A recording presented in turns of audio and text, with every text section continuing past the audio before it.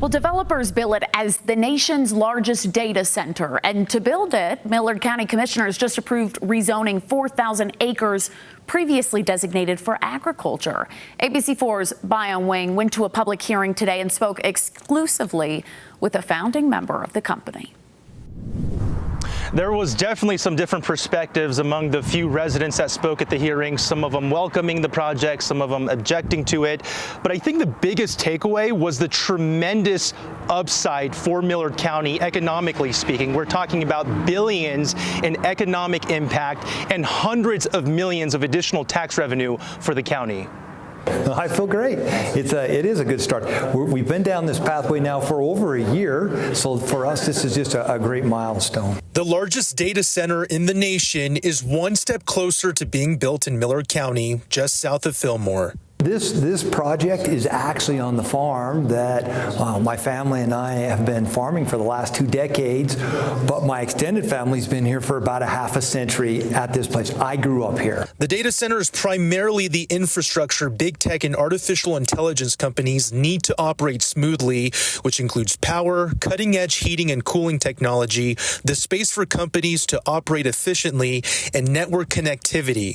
If all goes as planned, some of the biggest tech companies might purchase their ticket to Utah. Exactly. This is really a turnkey operation. They can come here and know that they have the power to plug in their compute and run their operation. Ryan McDougall, the co-founder for Jewel Capital Partners, says the company owns their own water resources and will not take from nearby municipalities.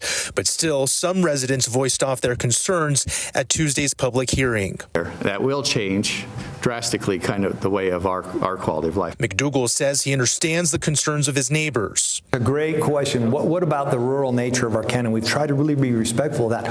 All of our phases are designed to blend in, and the topography on our location helps us do that. County Commissioner Trevor Johnson says most of the residents he's spoken to see the bigger picture. I think they understand that the economic benefit outweighs maybe some of the amount of people that it's going to bring. This project is very close to get up and running. All the company has to do next is provide specific building plans to the county, and the county has to approve a conditional use permit to begin construction. And by all indications so far, this is something the county is not going to be objecting to, meaning that Millard County is soon going to be home to where rural meets big tech. In Millard County, I'm Bayan Wang, ABC4 News. Now, something else to note here, data centers in general are highly criticized by environmentalists.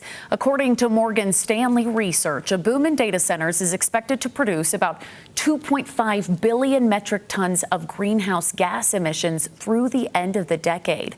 The study also says greenhouse gas emissions from data centers will make up about 40% of what the entire United States emits in a year.